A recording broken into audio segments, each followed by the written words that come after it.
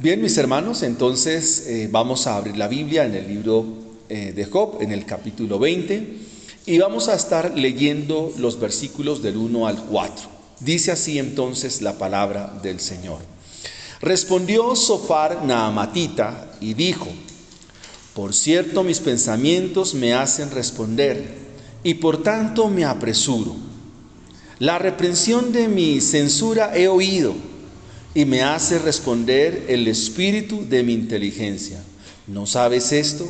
Que así fue siempre, desde el tiempo que fue puesto el hombre sobre la tierra, que la alegría de los malos es breve, y el gozo del impío por un momento. Aunque subiere su altivez hasta el cielo, y su cabeza tocare en las nubes, como su estiércol perecerá para siempre. Los que le hubieron visto dirán: ¿qué hay de él? Como sueño volará y no será hallado, y se disipará como visión nocturna. El ojo que le veía nunca más le verá, ni su lugar le conocerá más. Esta es la intervención ahora de Zofar Naamatita. Quiero que a manera de introducción pensemos en la siguiente historia, mis hermanos. En el libro de Cuando las cosas que Dios hace no tienen sentido, del doctor James Dobson, él cuenta la historia de un pastor en los Estados Unidos llamado Jim Conway. Y dice que el pastor tenía a su niña de 15 años. Su niña comienza a sufrir de un problema en las rodillas no detectable. La situación se agrava cuando él lleva a la niña a que le hagan los correspondientes exámenes, y en una de sus rodillas le detectan un cáncer. El pastor obviamente convoca a la iglesia para orar. El pastor convoca a la iglesia a ayunar, a hacer vigilia y encomendar la vida y sobre todo la salud de su hija, que corría peligro, a que Dios pudiera obrar. Él guardaba la esperanza y decía para sí: Dios sanará a mi hija. Dios sanará a mi hija. Hasta que llegó el día de la cirugía, donde le iban a cortar la pierna a la niña. Antes de entrar al quirófano, el pastor Jim llamó al médico y le dijo: doctor, revise antes, por favor. Yo sé que Dios va a obrar. Finalmente entró el médico al quirófano y el tiempo pasó, la angustia en la sala de espera llegó, el tiempo pasó, y cuando salió el doctor le dijo: la cirugía fue un éxito. Hubo que cortarle la pierna a su niña.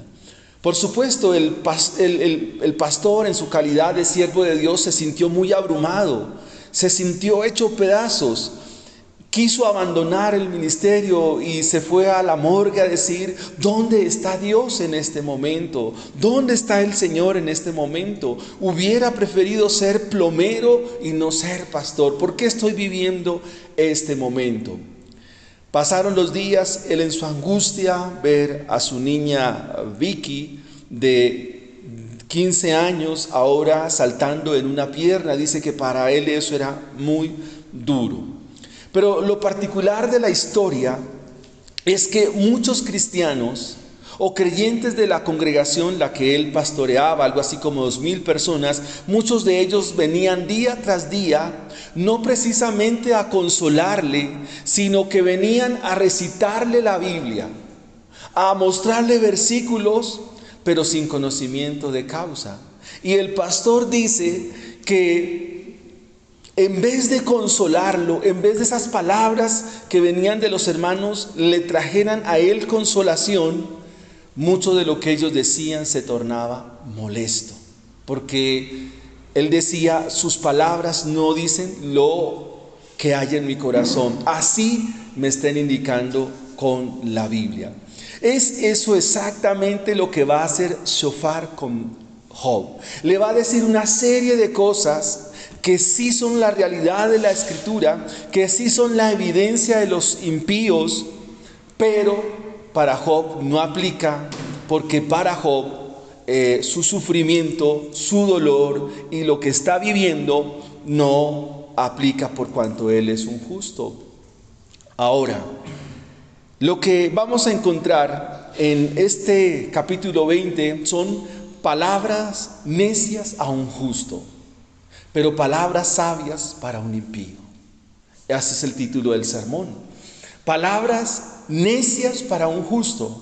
Porque cuando un justo está sufriendo y vienen a decirme cosas, a querer explicar realidades que Dios las permite, como el corte o la amputación de la pierna de la niña, es algo que Dios permitió. Podía sanarla, sí, pero esa no fue su voluntad. Y si vienen a decirme que lo uno y lo otro, sin poder describir realmente lo que estoy viviendo, aunque me esté hablando la Biblia, puede ser que el comentario termine siendo necio. Pero si esas palabras se las dicen a alguien que no conoce de Dios y no sabe de Dios, es probable que esas palabras sean sabias. ¿Qué es lo que va a hacer Job? ¿A dónde nos lleva el capítulo 20 del libro de Job? ¿A dónde nos va a llevar en la mañana de hoy? A que miremos cuál es la suerte de los pecadores. ¿Cuál será la suerte de los impíos? De hecho, el capítulo 20 de Job, en las palabras de Bildad, en las palabras de Zofar y en las palabras de Elifaz, siempre se ha visto el pecado. Así que entremos a mirar en 3 puntos lo que nos muestra el pasaje de hoy. Del versículo 4 al versículo 11 estaremos mirando: para el impío todo pasará. Para el impío, para el pecador, para el malo, todo pasará. Ese es el primer punto. Para el impío, todo pasará. ¿Qué pasará para el impío? Todo pasará. Si ustedes pueden mirar las líneas que están ahí, es importante que usted las pueda considerar. Leamos el versículo 4. ¿Acaso sabes esto? Que desde la antigüedad, desde que fue puesto el hombre sobre la tierra, el júbilo de los malvados es breve. O sea, Job está haciendo, el capítulo 20 del libro, Zofar está diciendo: Job, mira, desde que el hombre fue creado, hay una constante, hay algo permanente en los malos. ¿Qué es eso permanente que los acompaña a los malos, a los pecadores? Que su júbilo, su alegría y su gozo es breve. Y su alegría dura un momento. Versículo 6. Aun hasta que su altivez vaya al cielo y su cabeza alcance las nubes, como su propio excremento perecerá para siempre. ¿Qué tal las palabras de Zofar? Fuertes, porque Zofar tiene en mente la justicia retributiva del Antiguo Testamento y de toda esa región semita. ¿En qué consiste? En que en ese momento se creía que todo lo que el hombre hacía en la tierra, o en ese momento, de alguna manera lo tiene que pagar. Y Zofar está diciendo: mire, si un malo, si un perverso vive alegre y su alegría llega a los cielos, su altivez llega a los cielos, su arrogancia puede llegar a las mismas nubes, como su estiércol, eso un día perecerá. Yo no sé si ustedes recuerdan aquí la década de los 80 con los capos del narcotráfico. Tuvieron gloria. Algunos se jactaban de decir,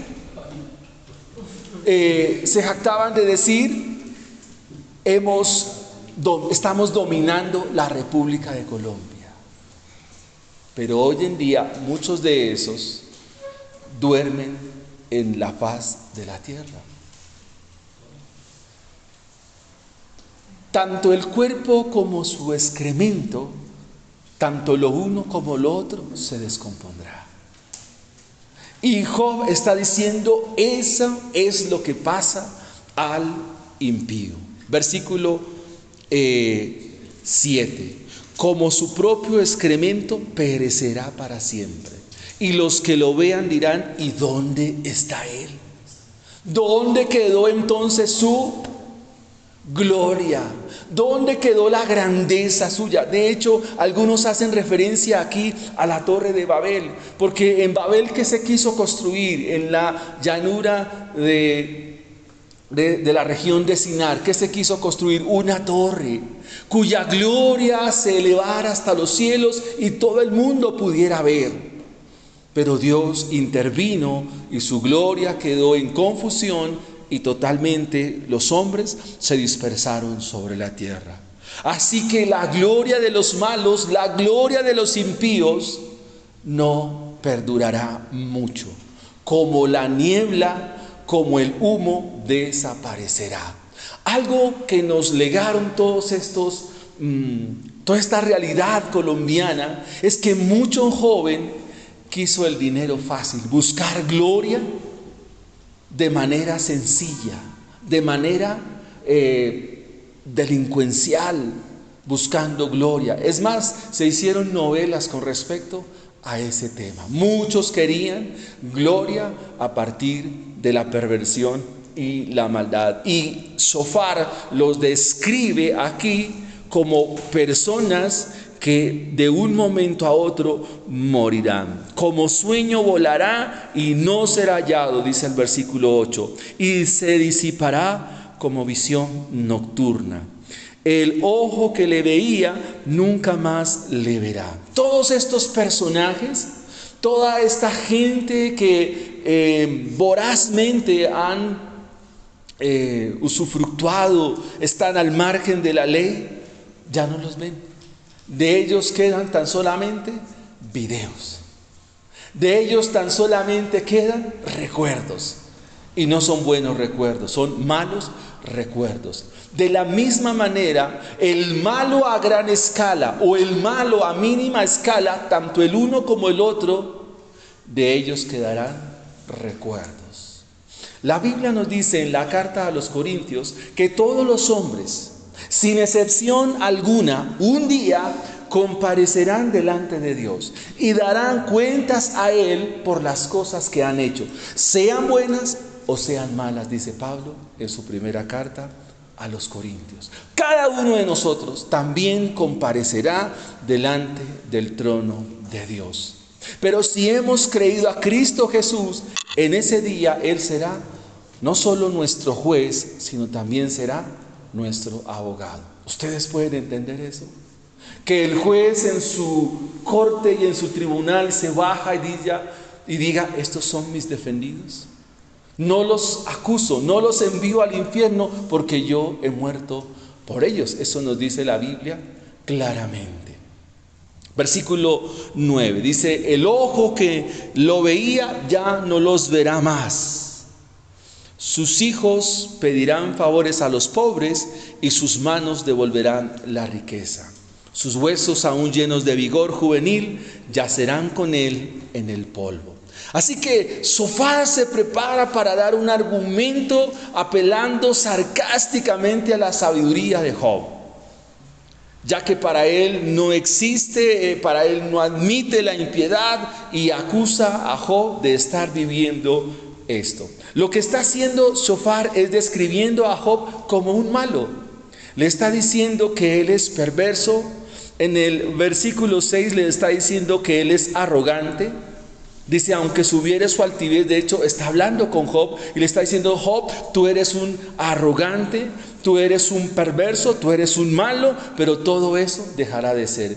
Cuando le dice que para él su vida será breve, su gloria fue grande, pero ahora no será, le está diciendo Job, tus días ya están contados, porque los malos en esta tierra no duran mucho. Los malos en esta tierra, como la niebla, se desvanecen. Así que todo esto que está hablando Zofar para con Job, le está indicando a dónde va a terminar Job. La pregunta es, ¿esas palabras para Job son necias o son sabias?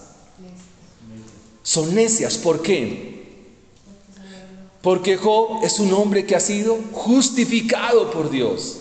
Porque Job es un hombre que ha vivido para Dios. De hecho, Dios testifica de él. ¿Cómo testifica Dios de Job? Que Él es temeroso de Dios, apartado del mal, íntegro. Oh, no hay otro como Él en la tierra, un hombre perfecto, temeroso de Dios y apartado del mal. Aplica esto. ¿Qué va a pasar con los justos? Los que creen al Evangelio, los que hemos creído que nuestro Redentor vive. ¿Qué va a pasar con nosotros? Los justos van a ser como la luz de la aurora, que van en aumento hasta que el día es perfecto. Pero con los impíos aplicará las palabras de Shofar. Claro, o sea, lo que dice Shofar para los impíos, eso es correcto. Por eso aplica.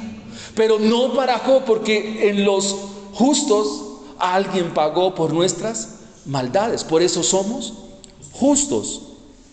El versículo 11 dice: sus huesos están llenos de juventud, de su juventud, mas con él en el polvo yacerán. O sea, fíjese que Shofar es algo sí sarcástico con Job. ¿Por qué? Porque él sabe que sus hijos también ¿qué? Perecieron. Sus hijos murieron. Y lo que Shofar está haciendo de manera sutil y malintencionada es describir que el destino de él y de sus hijos fue la impiedad, y por esa razón fueron castigados de esa manera. O sea, sus hijos murieron y ahora él está atravesando un momento de enfermedad. Algo así como que los hijos de un rico que ahora son pobres y que alimentan a los pobres para tratar de enmendar la conducta malvada de su padre. Pero los hijos de Job ya no están. ¿Qué aplicación podemos extraer de este punto? De saber que para el impío todo pasa, claro. Para el impío todo pasará. ¿Por qué? Porque para el impío, ¿dónde se concentró su gloria? ¿Dónde se concentró su altivez, su arrogancia, sus posesiones? ¿En dónde se concentran? En esta vida, y para su propio yo, para su propio placer, para sus propios deleites. Pero a los justos, ¿qué nos dice el Evangelio? Vivan para Cristo. Y el Sermón del Monte dice: donde esté vuestro tesoro, allí estará tu corazón. Hagan tesoros ¿en dónde? En el cielo, donde el orín ni la polilla corrompen. Qué cosas tan contrarias, ¿no? Porque para nosotros los justos, nuestro tesoro ¿dónde debe estar? En el cielo. Y allí es donde nunca perecerán. Pero las posesiones, la riqueza, la gloria de los hombres, su dinero, su fama, sus haciendas, sus grandes casas, sus carros, sus camionetas, todo eso, ¿qué va a pasar? Y pensar que el mensaje cristiano en nuestros días se enfoca más ¿en dónde? En esta tierra. Pero ¿qué dice Shofar? Todo eso pasará. A Job le pasó, claro, pero las riquezas de Job no son en este mundo. Ahora vayamos a nuestro segundo punto. Recuerde el título del sermón: palabras necias ¿a quién? A un justo, pero palabras sabias para un impío. Listo. Segundo punto, del versículo 12 al versículo 19. Para el impío sus placeres son pasajeros. Sus placeres, sus deleites, sus gustos. ¿Cómo más pudiéramos definir al impío en placeres, gustos? Sus deseos, ¿verdad? Mire lo que dice Juan al final del primer siglo de la era cristiana. Dice Juan, hablando a los creyentes, dice que los que viven en la voluntad de Dios permanecen para siempre. Y él describe el mundo y la realidad a partir de los términos de primera de Juan. No recuerdo el versículo, pero dice: el mundo pasa y sus deseos, pero el que hace la voluntad de Dios permanecerá para siempre. Dale, amor. Primera de Juan 2:15 dice: no améis al mundo ni las cosas que están en el mundo. Si alguno ama al mundo, el amor del Padre no está en él. Porque todo lo que hay en el mundo, los deseos de la carne, los deseos de los ojos y la vanagloria de la vida, no provienen del Padre, sino del mundo. y el mundo pasa y sus deseos, pero el que hace la voluntad de Dios permanece para siempre. Ok. Los deseos de la carne, la vanagloria de la vida Los deseos de los ojos. y los deseos de los ojos. Pensar que nosotros pensamos en zapatillas, buzos, camisetas, buena ropa, pero todo eso está mal. No, el problema es querer vivir constantemente para eso. Pero miremos lo que dice del versículo 12 al versículo 19. Leamos conmigo. Dice: aunque el mal sea dulce en su boca y lo esconda debajo de su lengua, aunque lo guarde y no lo deje ir, sino que lo retenga en su paladar, con todo su comida se descompondrá en sus entrañas. Uno cuando lee este libro queda asombrado. ¿Por qué, hermanos? Porque la Biblia nos dice que cuando un impío usufructúa o logra las cosas de acuerdo a su maldad, puede que trabaje y se esfuerce, pero que todo esto con su maldad lo esconda en su lengua, lo retenga en su paladar y de esta manera lo guarde para sí. Dice, todo eso que consuma, está hablando de lo que su boca, de lo que consume como tal, todo esto no será más que pudrición en su estómago, dicen otras versiones. O sea, el versículo 12 en adelante nos dice: si el mal se endulzó en su boca y si se le ocultaba debajo de su lengua y le parecía bien y no lo dejaba, sino que lo detenía en su paladar, su comida se mudará en sus entrañas y el de veneno será dentro de él. O sea, todo lo que él coma, todo lo que él disfrute, el placer de comer, ¿qué va a pasar con todo eso? Será como un veneno en su estómago. Será un veneno. ¿Quiénes actuaban de esa manera? Por ejemplo, los emperadores romanos. Ellos en su maldad, ¿qué hacían? Comían uvas, pero veían cómo se asesinaban en el Coliseo romano. No sé si han visto la película Gladiador. Esa película, si usted la ve con crítica, usted puede observar muchas cosas del Imperio Romano, de sus prácticas tan perversas, tan despiadadas. Ellos comían, pero al mismo tiempo practicaban la maldad. Ahora, cuando un malo, por ejemplo, cuando se toma dinero mal habido y de eso se come, eso no es más que veneno, eso no es más que pudrición en el estómago de quien hace tales cosas. Por ejemplo, alguien que practica un sicario o un vendedor de droga, todo ese dinero va y compra comida, todo eso no es más que veneno en su estómago, porque tarde o temprano la maldad, de esa maldad será lo mismo. Todos los dineros, todo el prestamista de gota a gota, todo eso que se gana mal habido y es perversión. O el que vende carne y cobra ese dinero por eso de más que no vendió, por eso que dejó de vender, esa pesa falsa y esa medida falsa, todo eso, ¿qué va a pasar? Ese dinero que entre comillas se ganó, ¿qué está comiendo? ¿En qué se le va a convertir? Que se come una empanada con eso. Bueno, pero eso realmente ¿en qué se vuelve? Eso es como comer podrido. ¿Sí? ¿Entienden la idea de lo que Chofar está diciendo? ¿Sí está claro? ¿Sí? Pensemos en un taxista que cobra una carrera de demás, esos 2,000 o 3,000 que se robó, pero con esos 3,000 va y le compra algo a sus hijos. Sí, metafóricamente los está. ¿Por qué? Porque el dinero no es honesto, no es correcto, fue mal ganado. Y eso tendrá una justa retribución. Versículo 14, su comida se mudará a sus entrañas y el de áspides, es decir, para escribir el veneno, será dentro de él.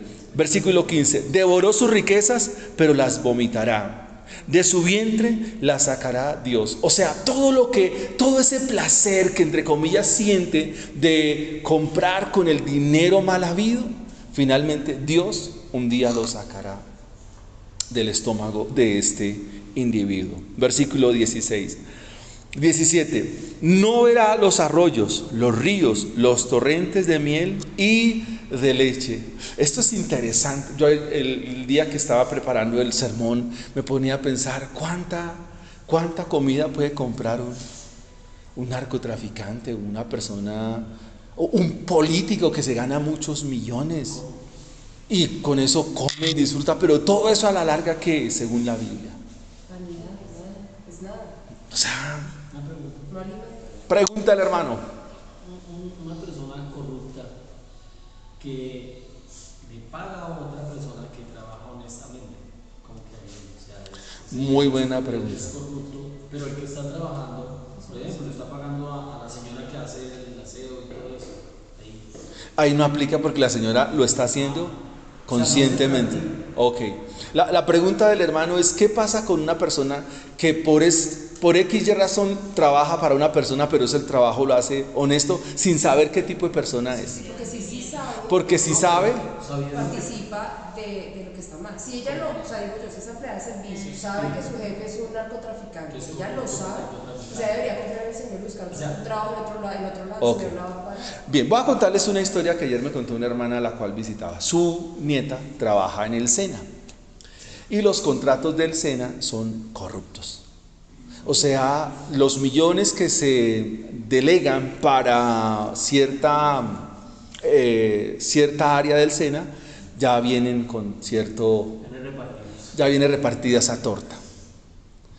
¿Qué le dijo la hermana sabiamente? La hermana es cristiana. Le dijo: hija, porque si llama a su nieta, no trabaje más ahí. Pero mamá, ella le dice: mamá, necesito el trabajo. Hija, Dios proveerá. Dios proveerá. O sea, si la persona sabe, ¿para qué se queda ahí? Disfrutando de algo que es mal habido, que está mal y que es contrario a las cosas de Dios. Entonces, para resolver a la pregunta del hermano. Entonces, todas esas riquezas, todos esos banquetes, todos esos buffets que elaboran, ¿qué va a pasar con eso a la larga? Ese placer va a ser ¿cómo? Efímero, pasajero. Ahora, hablemos de los sustos. ¿Qué pasa con nuestro mayor deleite? Los filósofos griegos hablan del hedonismo, ¿no? ¿Sí? El hedonismo es la felicidad y el gozo y el placer. Entonces, si fuéramos hedonistas, cristianos hedonistas, no está bien, pero nuestro mayor placer, nuestro mayor deleite, ¿quién es? ¿Y cómo es ese deleite? Tiene que ser un deleite. De hecho, es un deleite eterno.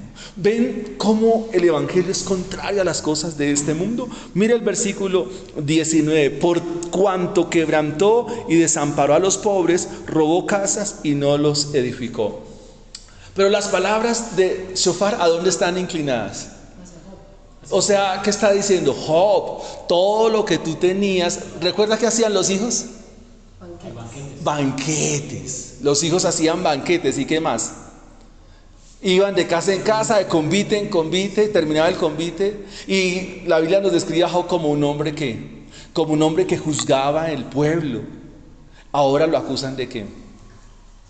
De corrupto, de un político corrupto, de un político que está haciendo las cosas mal, de un político que no está haciendo las cosas conforme a como se deben hacer. De hecho, yo colocaba en mi nota: si Shofar viera la sociedad de nuestros días, diría: no, aquí hay muchos Jobs, miren todo lo que hacen. Pero realmente eso no aplica para Job.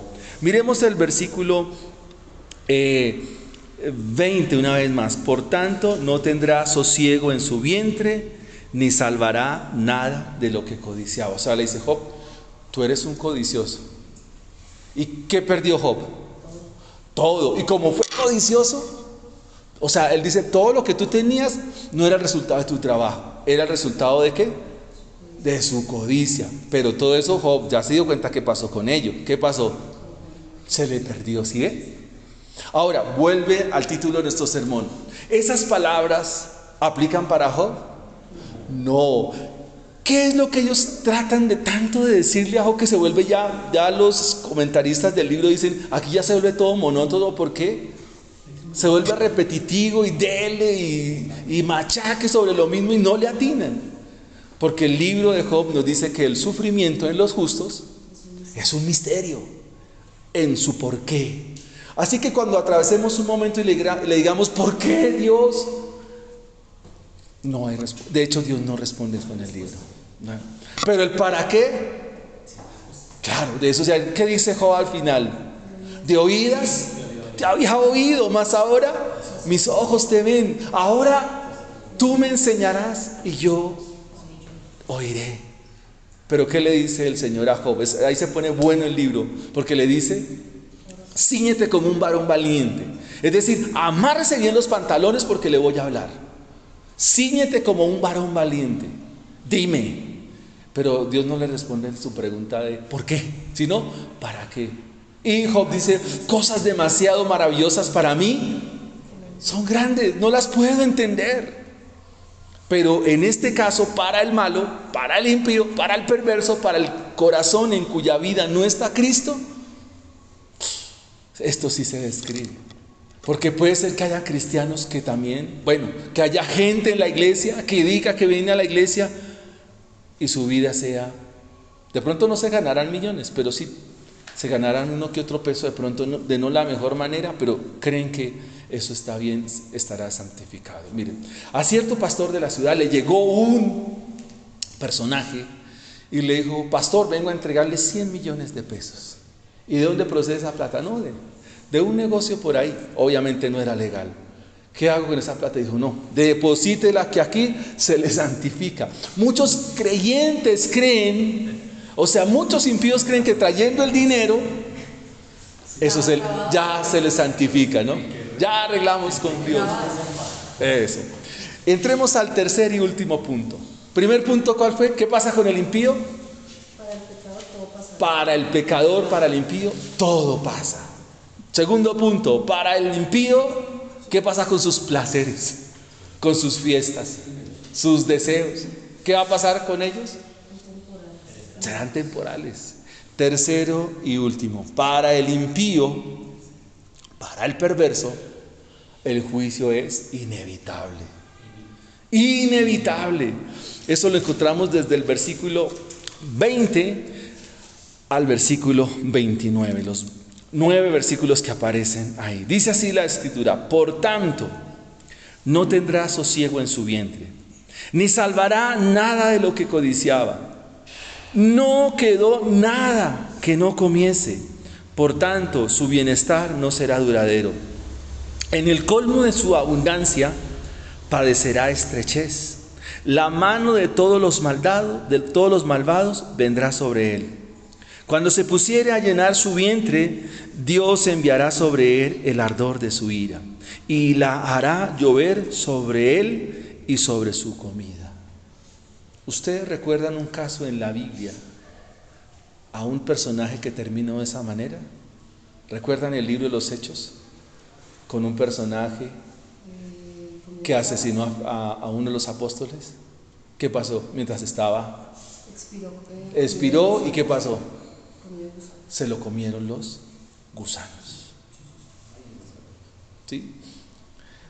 ¿Cuántas personas en la historia de la Biblia mueren de manera repentina? En el libro de Daniel aparece el hijo de Belsasar. ¿Qué estaba haciendo? El convite. Estaba en el convite, en la fiesta, en Babilonia, ¿no? Y luego dice, usando los vasos sagrados del templo del Señor, y cuando viene una mano en la pared, Neme, Neme, Tekel, Uparsin. ¿Qué significa eso? Eso es hebreo. Significa, tú has sido pesado en balanza y has sido hallado falto. Y dice que en ese momento murió. Para los impíos el juicio será inevitable. ¿Cómo, amor? Ananías y Zafira. Es más, en ese tema de Ananías y Zafira nadie les dijo que dieran, no, pues ya sabemos que nuestras ofrendas, nuestros diezmos y todo eso, ¿cómo es? Según como Dios nos bendiga. Y amén por ello. Pero ellos se pusieron a proponer algo que no era. ¿Y qué vino sobre ellos? Destrucción repentina.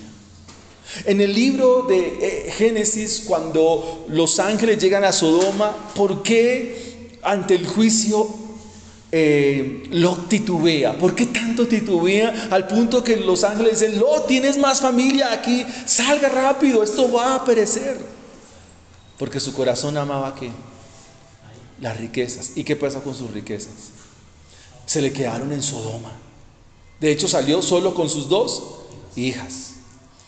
Porque el juicio para los impíos es inevitable. Versículo 24. Huirá de las armas de hierro y el arco de bronce lo atravesará. Son 2 armas de la antigüedad que se usaban mucho en los conflictos bélicos, sobre todo en las guerras. ¿Qué se usaba?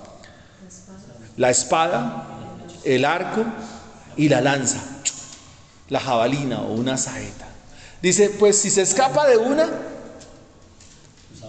sí, cualquiera de estas. ¿Ustedes recuerdan un rey que se fue a la guerra, un rey del norte?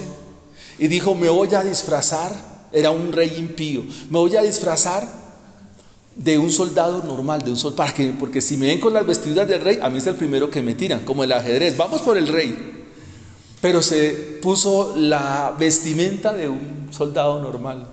Y resulta que ya se estaba acabando de la batalla y alguien lanzó una flecha.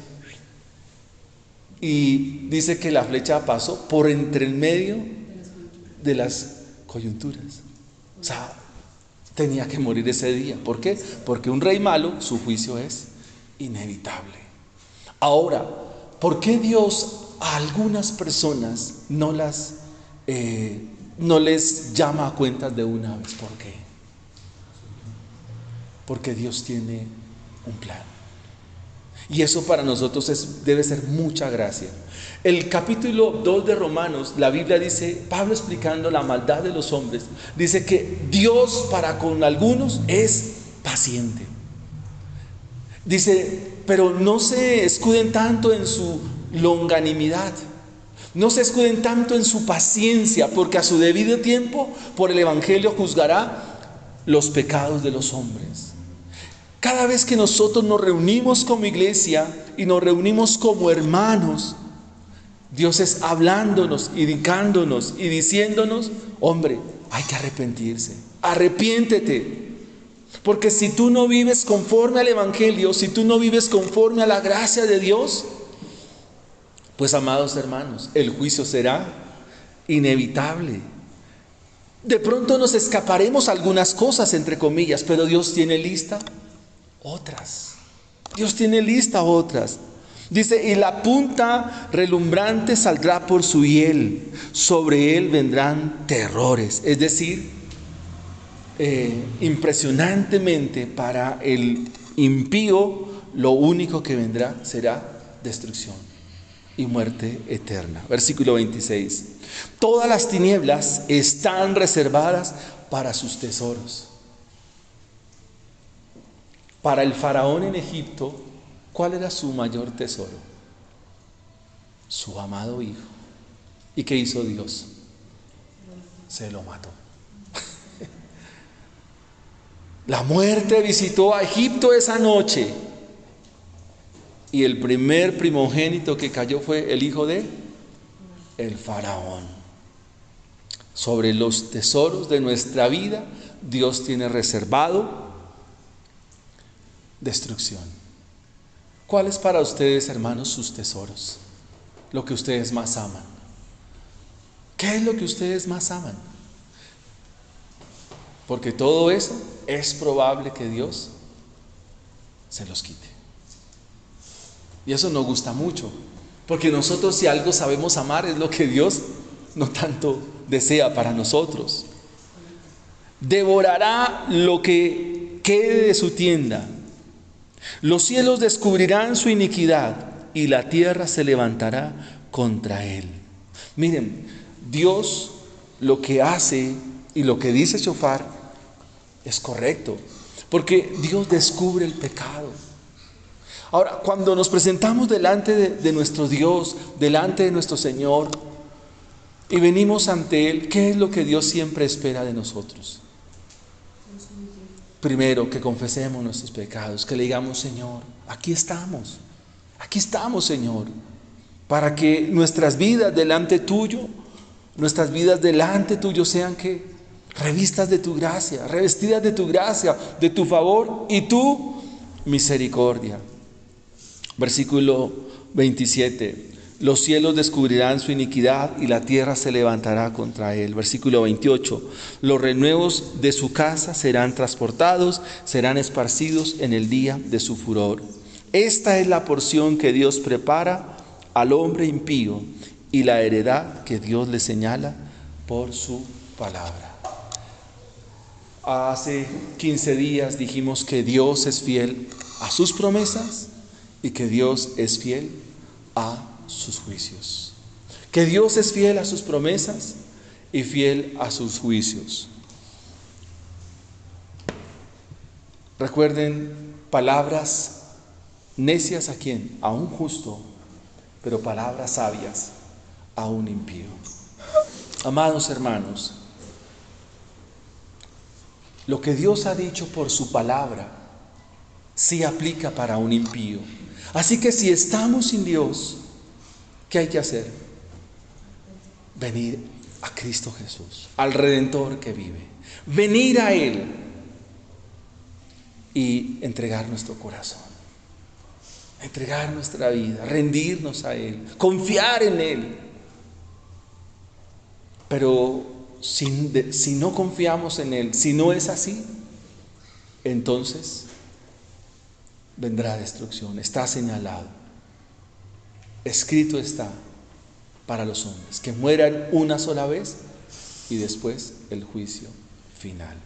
Esa sería la primera aplicación. La segunda aplicación: si somos justos, esforcémonos porque nuestro deleite y nuestro tesoro es Cristo Jesús. De hecho, Dios nos ha dado un tesoro. ¿Cuál es? El Evangelio. Y está puesto en nosotros, que somos vasijas de barro, para que la excelencia del poder sea de Dios y no de nosotros.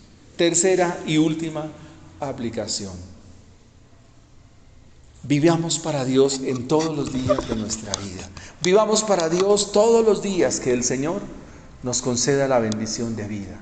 Si estamos viviendo mal y no estamos viviendo para Dios, lo mejor que podemos hacer ya, en este momento, aquí, ya, ahora, es entregar nuestra vida al Señor. Decirle: Señor, aquí estamos. Vamos a orar al Señor y a darle